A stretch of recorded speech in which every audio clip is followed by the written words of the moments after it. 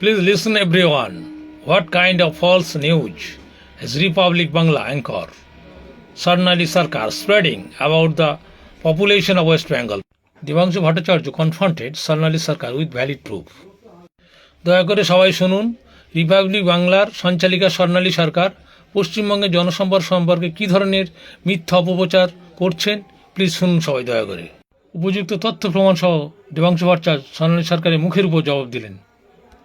দালাল চ্যানেলের কোনো কন্টেন্ট নিয়ে কাউন্টার ভিডিও করি না, কারণ একই এরা টিআরপিতে একদম তলানিতে চলে গেছে এবং নরেন্দ্র মোদীর দাড়ির চুল সেদ্ধ করে যারা সকালবেলা ব্রেকফাস্ট করা শুরু করে সেই সমস্ত মানুষদের নিয়ে পরিচালিত বা তাদের দ্বারা তৈরি করা একটা চ্যানেল, তাদের থেকে কিছু এক্সপেক্টেড নয়, নতুন কিছু জার্নালিজমের অন্তত কিছু এক্সপেক্টেড নয়। বাট আমার মনে হয় একটা কন্টেন্ট আগে শুনে নিন এবং আমার মনে হলো এটার একটা কাউন্টার দেওয়া দরকার। ভাঙড়ে মোট ভোটার 2021 খুব মন দিয়ে দেখুন, 2021 মোট ভোটারের সংখ্যা ছিল 2,51,977। 2,51,977 আমি দেখাচ্ছি স্ক্রিনে। মোট ভোটারের সংখ্যা হয়ে গেছে 2,87,293। কোন আধুনিক সমীকরণে, আধুনিক মেকানিজমে, সুস্থ গণতন্ত্রে, ডেমোক্রেসিতে আপনি বলুন তো 3 বছরে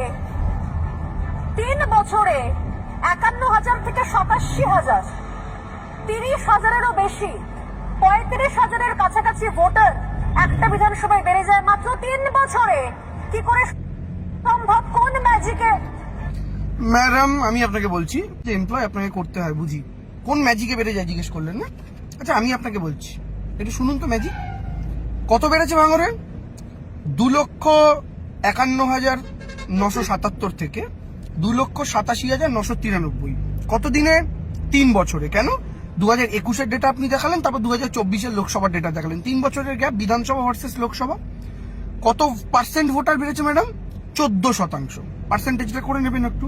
আচ্ছা ম্যাডাম আমি আপনাকে জিজ্ঞেস করছি, মহারাষ্ট্র বিধানসভা নির্বাচন, ঠিক আছে, মুখ্যমন্ত্রীর কনস্টিটিউয়েন্সি, আমি অন্য কোনো গোটা রাজ্যের অন্য কোনো কনস্টিটিউয়েন্সি যাচ্ছি না, ডাইরেক্ট মুখ্যমন্ত্রী দেবেন্দ্র ফডনভিস, ঠিক আছে, 5 মাসের গ্যাপ বলছি। লোকসভা নির্বাচন হয়েছিল 2024-এ কবে, আর তার ঠিক 5 মাসের মাথায় মহারাষ্ট্র বিধানসভা নির্বাচন হয়।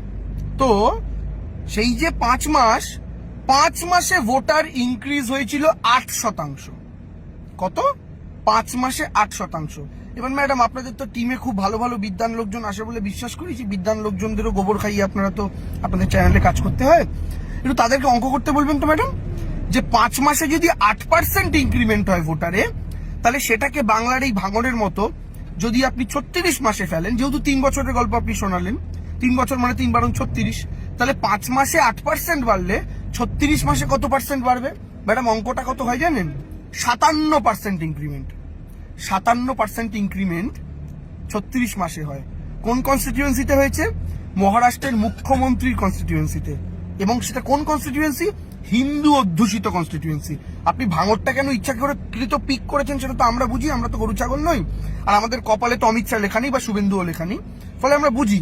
কিন্তু বিষয়টা হচ্ছে আপনি ভাঙড়ে যেটা দেখাতে চাইলেন সেটা 14% 36 মাসে, আর আমি আপনাকে মহারাষ্ট্রের বিজেপির মুখ্যমন্ত্রীর কনস্টিটিউয়েন্সি দেখালাম যেটা 57% হয় 36 মাসে।